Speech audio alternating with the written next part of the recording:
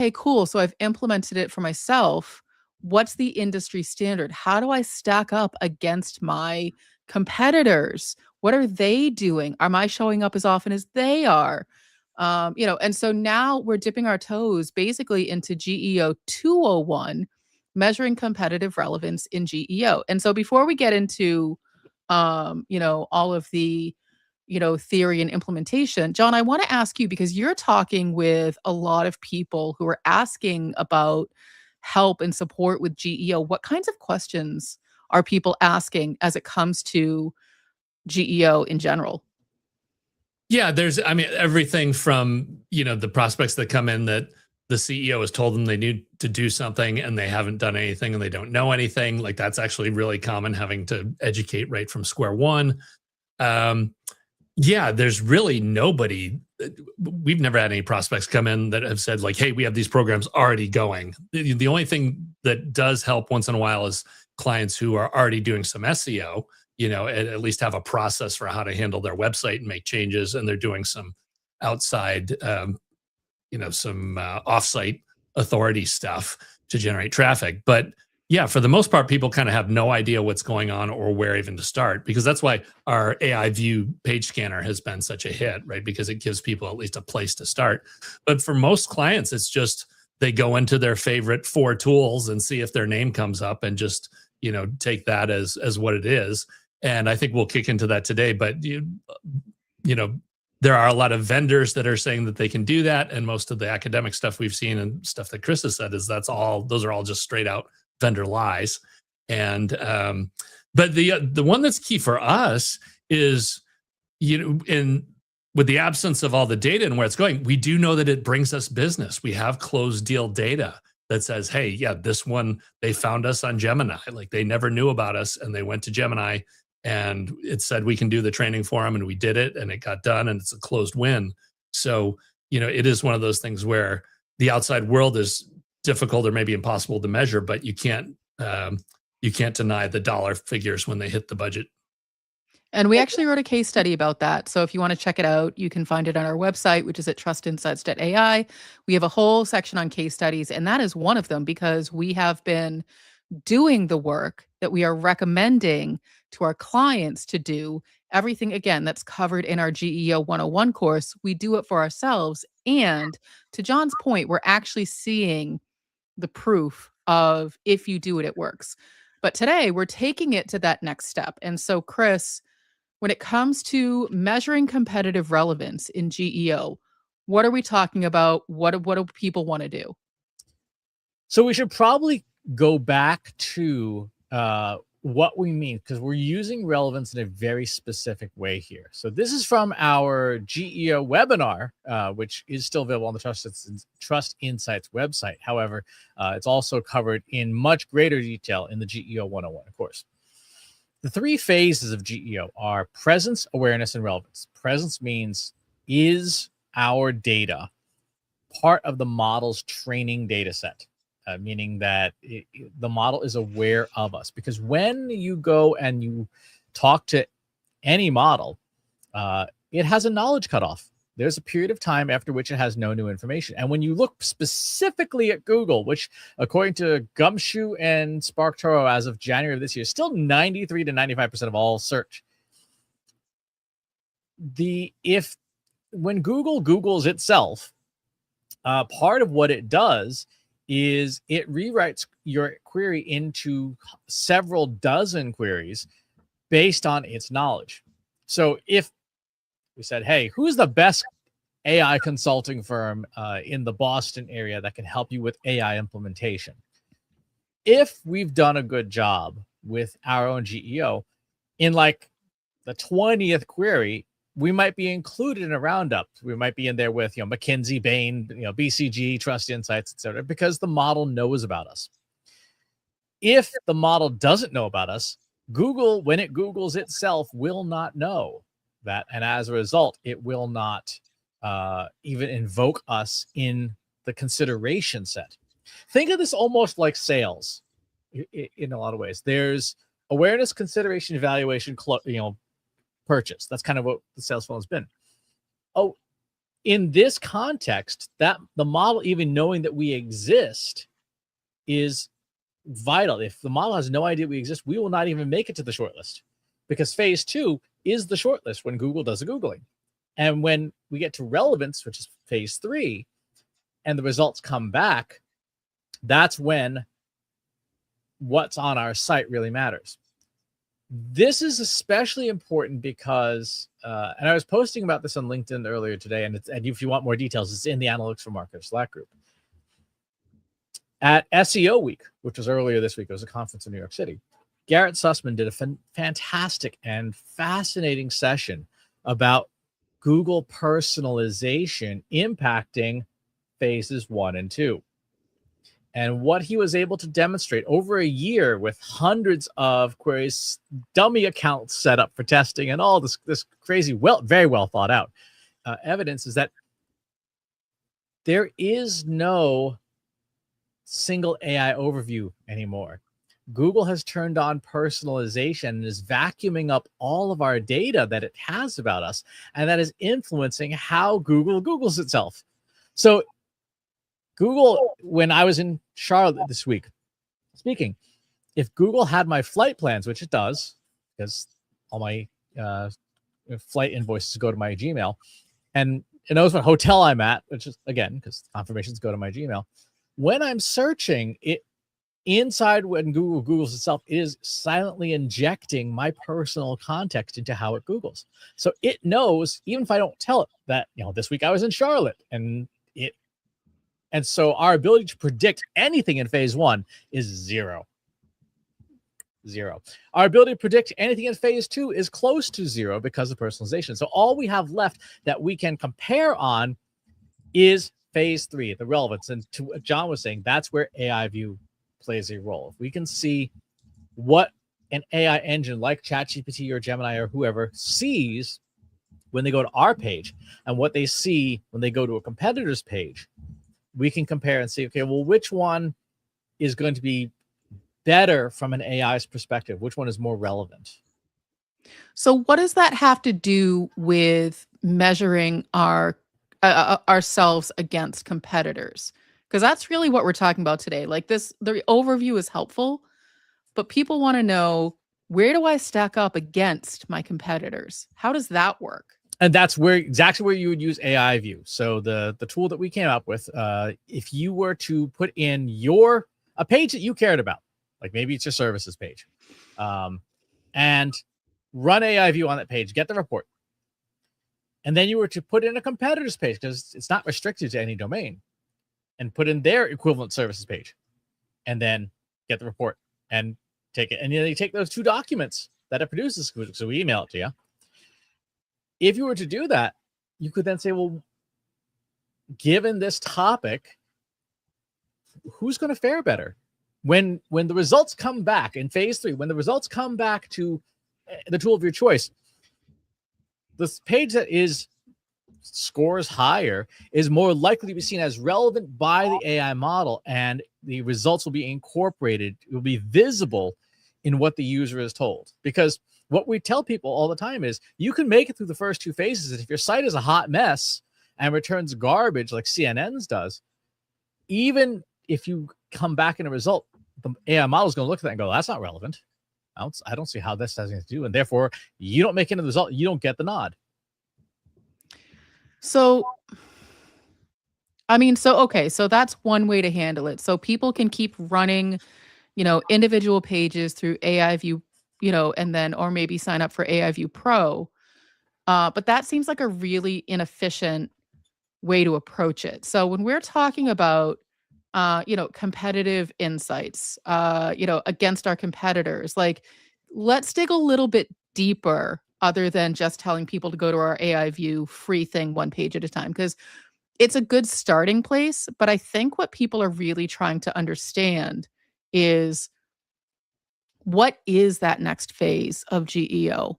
One of the things, Chris, that you and I have been working on in the background is putting together material for a GEO 201 course, including a competitive scorecard. Mm-hmm. And for that, because in the GEO 101 course, we teach you the different metrics, the ways to measure. And one of the things for phase one is how prominent are you in all the places that models look in terms of news and social media and things like that, building essentially a digital footprint. In phase two, it's all your traditional SEO stuff. How well do you show up in search results? In phase three, that's where the relevance part comes in for GEO. So that's how the three pieces relate. And if you want to benchmark how you stand up versus others, you need data from all three pieces. Right. You look like you were going to pull something up. Were you going to pull something up? No, I was just making sure that we were staying on track, because I want to make sure that we're, for the purposes of the live stream, what we're demonstrating. Because, again, I understand that we can show people to go to the AI view one page at a time or sign up, but people are looking, when I think about a competitive analysis, I think about, how do I stack up against, the guy down the street? And we've used the example of, a McKinsey and a BCG and a Deloitte. Like, we know we don't really stack up against them, but we're not picking on them in terms of showing any weaknesses. And so, we try to be respectful of when we're giving the examples. But, what we're trying to do is come up with some sort of a way to truly do a deep dive into measuring the competitive relevance. And so, it's not ready for prime time, but we're working on that scoring in the background. So I guess what I'm wondering is, how much of that can we give away today? Like, what are we going to demo today? So what I was suggesting that we demo is actually looking at two of the different pages in AI View. So let's do that, because I think that's the easiest way to do this. So here's the Trust Insights webpage. I put in Trust Insights, put in my email address so I get all of our emails. And we have those four pillars. We have the meta information, which is the metadata in the page correct? We have the content structure, right? So is the linearized content relevant and clear, or is it filled with crap? Like we always use CNN as the example. Is the structured data, your schema and your JSON LD, is that correct? And then from an alignment perspective, is what's in your metadata and your structured data reflective of the content that is in the content structure part of the page? Those are the four buckets that we look at. And we here, this is for the home page, show up with about an 85%. We're in pretty good shape across the board. If I bring up, I use BCG as the example, because again, like you said, Kate, this is aspirational, right? BCG's budget is their budget for cream cheese is like our annual revenue. If we look at their site, there's some issues. They score an F. Their meta information is okay. Their content structure linearized content structure is kind of messy. And you can see this when you scroll down into the individual sections as to what it sees, right? So there's a lot of messiness there in terms of, the page structure itself. The headings are not logical, etc. It's absent any structured data, no JSON LD, no schema, which means that when a language model looks at the returned data, it's going to be like, what is this about? Right? There's nothing telling it from a structural perspective. This is about this. One of the things we've said forever and ever with AI is when it reads data, anything that is in structure, JSON LD, YAML, JSON itself, XML, it knows what to do with this. Oh, this is structured data. I can find my way around. When you don't have that, you just have free form text, AI has to be like, well, I'm going to try to interpret this. And we know from years of painful experience now that when AI has to wing it, it doesn't go so well for us. And then the fourth one is because there's no structured data, the alignment's all over the place, right? Because from a machine's perspective, it doesn't know what this page is about. And so if I'm a marketing analyst or I'm a product marketing manager and my boss says, I need a competitive analysis, is this going to make sense to my, VP if I say, well, we have better meta information, but they have terrible content structure, so we win? Like, I guess what I'm trying to understand, from when we talk about, measuring competitive relevance, especially when it comes to GEO, We know that GEO is, for lack of a better term, your visibility in a large language model. That's what people are striving for. How do I put this information together in a way that my VP might understand so I can say, well, the 4 things that matter in GEO are meta information, content structure, structured data, and content alignment. I understand what that means, but is that something that you can easily communicate to like your VP to say, we have better content alignment than them?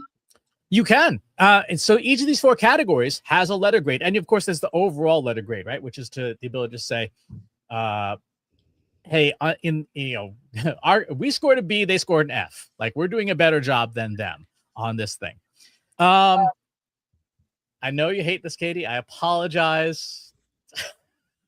I'm waiting. You're not selling it. Nope. Mm-mm. In the staging prototype version of AI View, there's now the ability to compare 2 URLs. So instead of us manually having to do it one at a time, we can now look at the 2 side by side. And this is what the boss wants to see. The boss wants to see, how am I doing? How's my competitor doing for this in this given page? What are the differences? And look, the score differences. We're doing great, boss. Don't fire me. So for those who don't know, for those new to this, I hate surprises. But anyway, so I guess, so this says that we're doing better overall for those 4 things. But if I'm channeling my, 10,000 view Seagull VP persona, I'm like, well, how many more times do we show up in the results than them? Right. And that's unknowable. That is completely unknowable. Because going back to what we were started the episode with, which is now, because AI personalization is so probabilistic now, with Google injecting context into everything, there is absolutely no way to know that. We can't tell. And worse, any tool that says that you can, it's just, as John said, lying, outright lying, because you cannot know that. You can't even benchmark that anymore.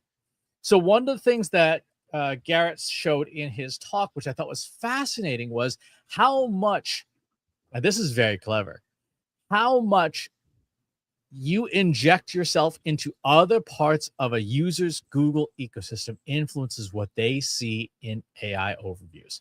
So people, for example, who receive the Inbox Insights, the Trust Insights newsletter, and subscribe to In-Ear Insights, the Trust Insights podcast and stuff, and have all of this in their Google history, influences what they see in AI overviews. So someone who is subscribed to all of our stuff is more probable going to see us as a recommendation in AI overviews than someone who is not subscribed to our stuff. Even though our email newsletter has nothing to do with GEO, it now does, because Google is vacuuming up all this information. Garrett was showing in the slides in his talk. He set up synthetic dummy Gmail accounts, and in one of the Gmail accounts subscribed to his company's newsletters and YouTube and all this stuff, and then did the same in a second account for a competitor, and was able to show that the 2 accounts in using Google search got different recommendations that were pulling from the person's Gmail history. Right? Think about that for a second, about what a mind bender that is in terms of how do you ever measure what an AI is saying? You can't. There's no way to know anymore. But what we have control over is what we do in AI View, which is that third phase of when the model pulls our data back, what is it that we are sending? So if I can maybe oversimplify what I'm hearing you say, in a way, it sounds like the way that we in advertising, in digital ads, use things like cookies to retarget people. So, I was shopping on a home improvement site yesterday, and now my social media feeds are filled with these home improvement ads that I was like, I looked at one thing. Or if a friend of mine sends me a link to a product she's using that I don't really care about, I suddenly have to look at all of these ads. It feels like we never, in theory, I'm not saying it's the same, but in theory, we never got rid of this idea of a cookie. So we talked for eons about the cookieless future? What are we going to do about with when we don't have cookies and the first party cookies are gone? How are we going to personalize? And then large language models came about and they're like, I can fix that. And I feel like the theory of these cookies never went away. We're just calling them something different now. You are not only right, how you are also highlighting something that is deeply problematic. When cookies were the thing and we could retarget on anything, right? That was open to all advertisers. That was open to everybody. And yes, it was abused. And yes, it caused massive privacy violations. In this new world, only Google has that. No one else. Only Google can do that retargeting. Only Google has access to that data. So yes, they can say, yep, no more cookies. And that reinforces their monopoly. It makes them stronger at the expense of everyone else. I think I saw, without getting too off topic, I think I saw something the other day that Google was investing in Anthropic in order for Anthropic to buy more Google software. Yes. And it was very wait, isn't that how monopolies work? Yep, exactly. And I think the other thing with, and again, it wasn't a perfect system, but to your point, it was available to all advertisers, is that with cookies, and you still get these pop-ups, at least the user felt like, and I'm not saying they did or didn't, but they felt like they had the opportunity to opt in or opt out. Now, because you get those pops up of only use, required ones, or accept all, or reject all. Now, as a skeptic of all of this, I'm saying it doesn't matter what you choose. As soon as you hit that website, all of the scrapers are immediately activated and getting all of your information. And I feel like, we've gotten very vague notices from Google about your Gmail accounts and this, and it's like, you can opt out, but if you opt out, I can't offer you all this cool stuff. So you should probably just opt back in. And so it's not disclosing in reality what kind of information it's capturing. It's trying to position it as, but man, if you opt out, you're going to miss out on all this other cool stuff. And what a bummer. So just, it's cool. Just opt back in. And I feel like we're just not getting those disclosures like we used to. And so when I look at something like this question of measuring competitive relevance, like I'm almost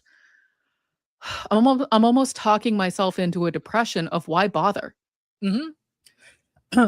And that is why we're focusing on, okay, what do we as marketers have control over? What can we do? So in phase one, and we say this in the GEO 101 course, there's a bunch of things you can do to increase the likelihood that a model will detect you. And to your point, Katie, you've made this point a number of times. You can also be monitoring the things, those activities with things like media monitoring software to see from a competitive perspective, is BCG just blowing us out of the water on this topic or that topic? What are they getting coverage for? Whose podcasts are they showing up on, et cetera, et cetera? We can do the exact same thing. On phase two, traditional SEO stuff, you have those tools. If you have Ahrefs, SEMrush, Moz, SpyFu, blah, blah, blah, any of those tools, you have benchmarks for that from a competitive perspective. Phase three, relevance. And that's why this episode is titled Competitive Relevance, because phase three, when you use AI View, particularly the newly enhanced version that we're going to roll out later today once I do a final bug check. This is why it's on the staging site and not live. This is why it's on the staging site and not live, because I have not run QA on it yet. That will tell you that third part. And that's why it's so important, because we have control over what we send back to an AI agent. When it comes to our site, we have control over how orderly our site is, how we write our content. We have control over the inverse pyramid of putting the obvious stuff. This page is about this. Up front, so that if we make it through phases 1 and 2, we stand a chance of being seen in phase 3. And it's a crying shame when you get through those first 2 gates and you just run face first into phase 3 and you're like, oh, our site was terrible. And so even though we did the hard work of being everywhere and doing good technical SEO, we still didn't get the nod.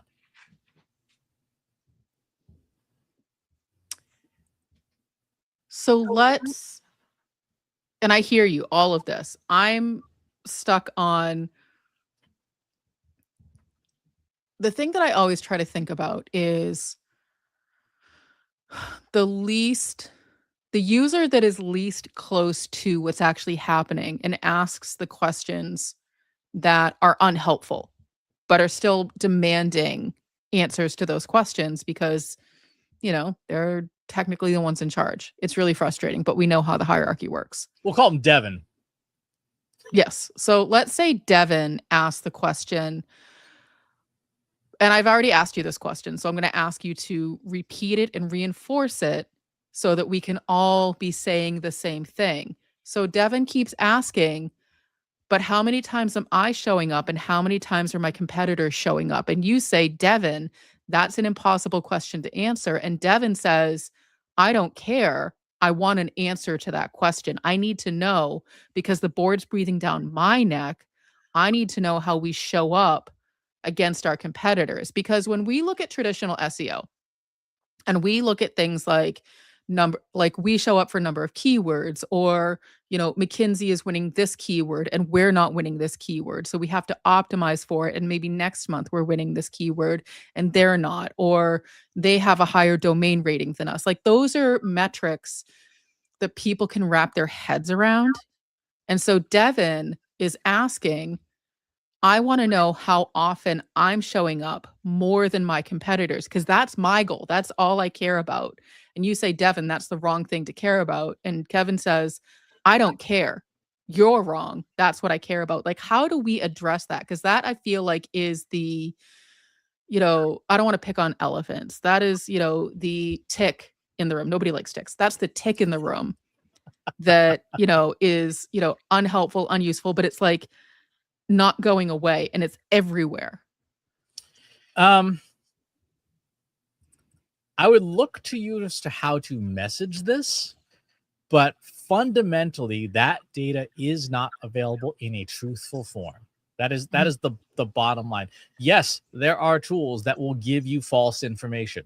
And if you are comfortable handing false information to your boss and staking your reputation on it, use any of the tools that claim that they can do this. But the reality is, all of it is false information. All of it is likely harmful to your business, and it should never be used for any form of decision making. Now, Katie, you and I have both had a lot of experience with stakeholders like Devin.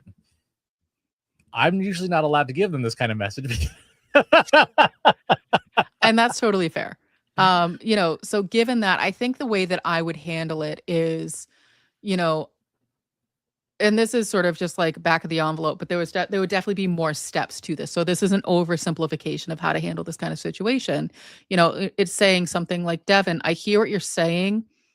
At this time, and probably never, that data is proprietary to the large language models. That's what they make their money on. That's their secret sauce. So they're never going to give us that information. And so Devin's going to say, but this tool over here that I saw that's about $20,000 a month said that I could get it. Yes, I hear you, but that's a waste of $20,000. And here's why, and so there's probably academic papers and research that Devin doesn't care about. And so it's really just helping Devin understand that, yes, you can get an answer, but no, it's not an answer that you can stake your reputation on. And so Devin, if you are comfortable giving that information to the board and standing behind it, and they're able to disprove that information, are you okay with that? Because it's not going to make you look good if you're giving the board information that you cannot then back up. Because if you run, I forget, Chris, you said that there was two major SEO providers who ran that side-by-side test of changing one word. So you had your control and experimental groups saying the amount of times we ran this query and until we got the same results was, X number. And it was a really large number. So what I'm saying is you can tell Devin, we can try to get to a result. It's going to be a waste of time. It's going to be a waste of resources. The tools themselves are not reliable to give you that information. But if you really need an answer, we can get one that's not going to be factual. Yes, exactly. And I would point again towards things like this to say, this is what you can get that you can stand behind. And you can see, Devin, there's your URL, there's your competitor's URL, and it could be, whatever page you want it to be. But all those green numbers, Devin, you can hand this to the board and say, look, I'm doing a great job. Please don't fire me. And I think that, and this makes sense, but I think we would probably need to add a little more context as to what that actually means. So, when you think about a large firm like BCG and they have a larger budget and they have more resources, we'd probably want to deep dive into what does it mean if they're getting an F in something? What page were we looking at? We're a small firm. We have more control over all of the things. So what does that like in reality actually mean in plain language? Mm-hmm. Yep. But you also get, there's the deltas in each area. So Devin can say, we're 85 points ahead of our competitor. Like, yay, us. Again, thinking about that stakeholder, particularly a stakeholder that is fact resistant, this gives them something they can put on a slide. Mm-hmm. What we can't do, and I think that, and I keep coming back to this because I always think through, it a little bit of information is kind of dangerous in the wrong hands. And so I feel like this could potentially open that floodgate of, well, we're a B and BCG is an F. So why are we not winning more clients than BCG? Why are we not more profitable than a BCG? Well, that's not what this says. That's not what this is telling us. And I feel like there's a lot of training and couching and conversation around this kind of analysis before it gets to Devin. Exactly. And that's, again, that goes back to this. AI View only covers phase 3.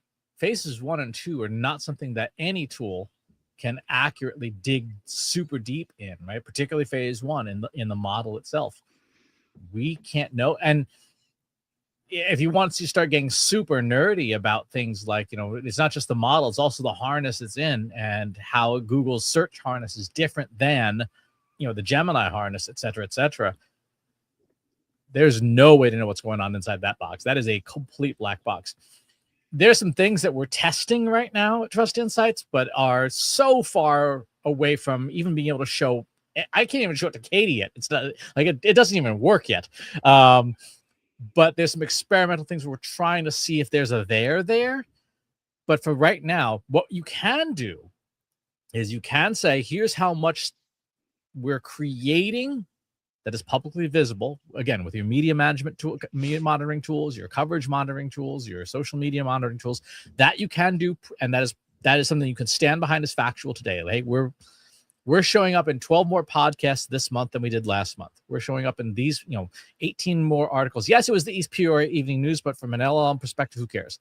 In phase 2, you can say, yes, our technical SEO is better than this company. Our Lighthouse numbers are better. Our Chrome UX numbers are better, and so on and so forth. And every good SEO marketer already has that data. And if you don't, that's your homework. Mm-hmm. And then phase 3 is AI View.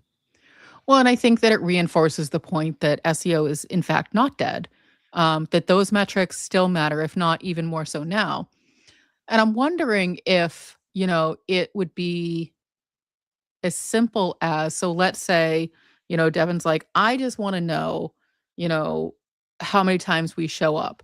And so, could you have Devin run a simple experiment, give them a prompt to say, tell me the best, AI and management agencies in Boston, and have him go through and paste that into OpenAI, paste that into Gemini, paste that into Anthropic Claude, and just show you got 3 different sets of results. How are we supposed to measure that? You could do that. My caution there would be that knowing Devin as well as we do, he would interpret that as fact and then hold you to it. It would actually work the opposite of the point you're trying to prove, which is, look, there's no reliability in these results. Devin would be like, oh, look, I show up number 1 in this. I better show up number 1 all the time now. And the next month, he's like, why don't I show up number 1 this week? When I pasted the same query, and you're like, oh, for God's sakes, that's not what, that's the opposite of what we're trying to say. I got you. Yeah, no. And again, that goes back to really understanding your audience and perhaps, doing something silly like, I don't know, going through the 5P framework to figure out why you care about this in the first place. So purpose, what is the question you're trying to answer?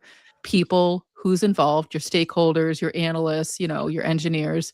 Process, how are we gathering this data in a consistent, reliable way? Platforms, what tools are you using? Chris, you talked about standard SEO tools, Ahrefs, all of those good things.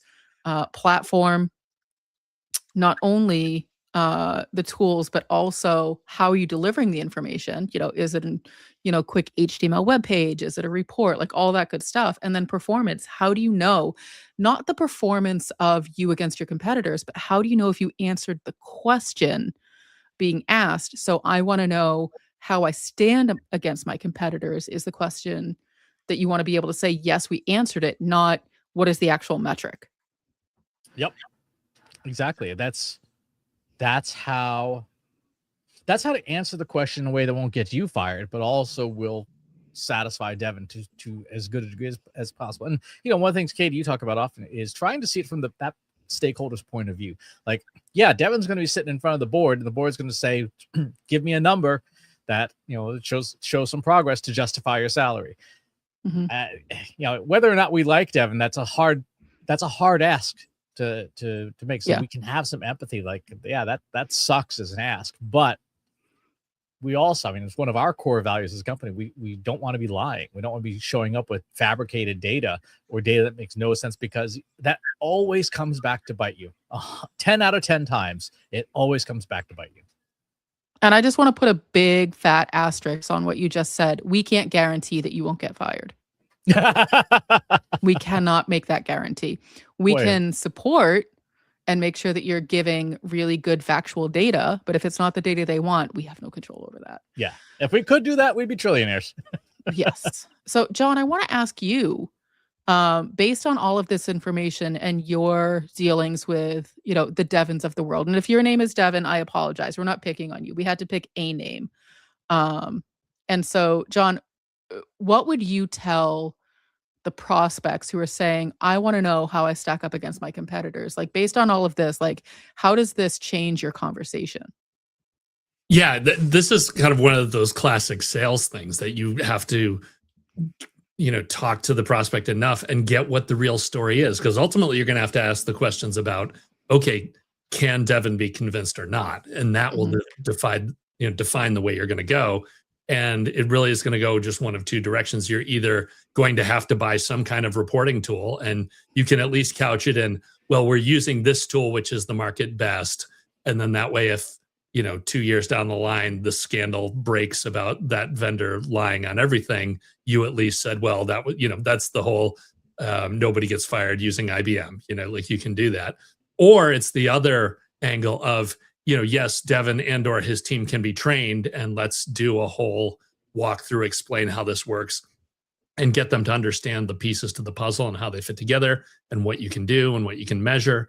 And yeah, it's basically, unfortunately, it's like a devil's bargain, right? You can either commit the crime and your life might be a whole lot easier, but in the long run, everyone gets fired, or you can, do it the right way and put in the extra work.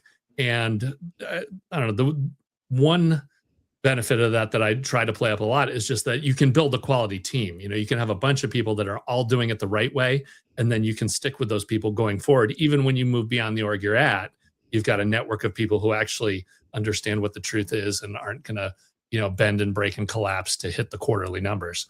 Unless, of course, your quarterly, if you're going to get a $20 million bonus this quarter, then just go ahead and lie your ass off. And if you want to know the basics of GEO, check out our course at trustinsights.ai/GEO 101. If you want to take a look at the tool that we were showing today, we do have a free version. You can do one web page at a time. Allegedly, we're going to be able to do a comparison. This is news to me. Go to trustinsights.ai/AIview. And if you have more questions about this that we have not been able to get to, you can join our free Slack community at trustinsights.ai/analytics for marketers. Let me check. I think we have, oh goodness. We're closing in on almost 5,000 members, and it's a very active community, and it's a great place to ask all of your GEO questions because everyone's in the same place. Everyone's trying to answer those questions. So it's a great support system for those of you who are trying to figure it out for yourselves. All right, that is going to do it for this week's show. Thanks for tuning in, folks, and we will see you all on the next one. Thanks for watching today. Be sure to subscribe to our show wherever you're watching it. For more resources and to learn more, check out the Trust Insights podcast at trustinsights.ai/TI podcast and our weekly email newsletter at trustinsights.ai/newsletter. Got questions about what you saw in today's episode? Join our free Analytics for Marketers Slack group at trustinsights.ai/analytics for marketers. See you next time.